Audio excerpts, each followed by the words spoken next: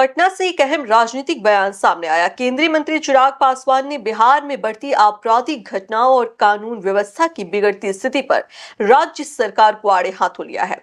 चिराग पासवान ने साफ कहा है कि कानून व्यवस्था राज्य सरकार की जिम्मेदारी है और प्रशासन किसी भी घटना से पल्ला नहीं झाड़ सकता। बिहार में बढ़ते अपराध को लेकर केंद्रीय मंत्री चिराग पासवान ने राज्य सरकार पर तीखा हमला बोला है। उन्होंने कहा कि प्रधानमंत्री नरेंद्र मोदी बिहार को विकसित बनाने के मिशन पर है, लेकिन राज्य सरकार की प्राथमिकता कुछ और ही लगती है।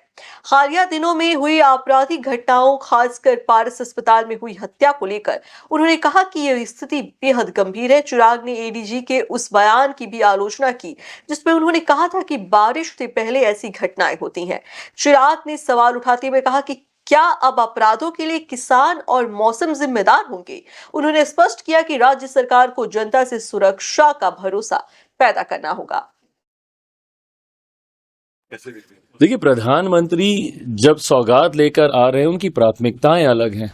वो बिहार को एक विकसित राज्य बनाने की सोच के साथ कार्य कर रहे हैं। जहां तक रही लॉ एंड ऑर्डर की बात, ये संघीय ढांचे में, फेडरल स्ट्रक्चर में हर कोई जानता है कि पूर्णतः ये राज्य सरकार का विषय आता है, ये राज्य सरकारों के अंतर्गत आता है। ऐसे में प्रधानमंत्री को चिंता नहीं है, कतई ये बात जायज नहीं है। बट हाँ, ये चिंता हम सबकी भी है।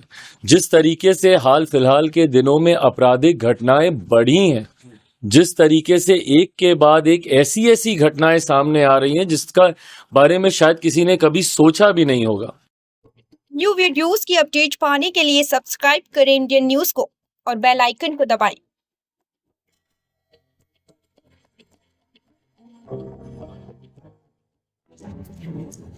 ये है इंदू ब्रॉडकास्टिंग प्राइवेट लिमिटेड और आप देख रहे हैं इंडियन न्यूज, हर पल, हर क्षण, हर सच।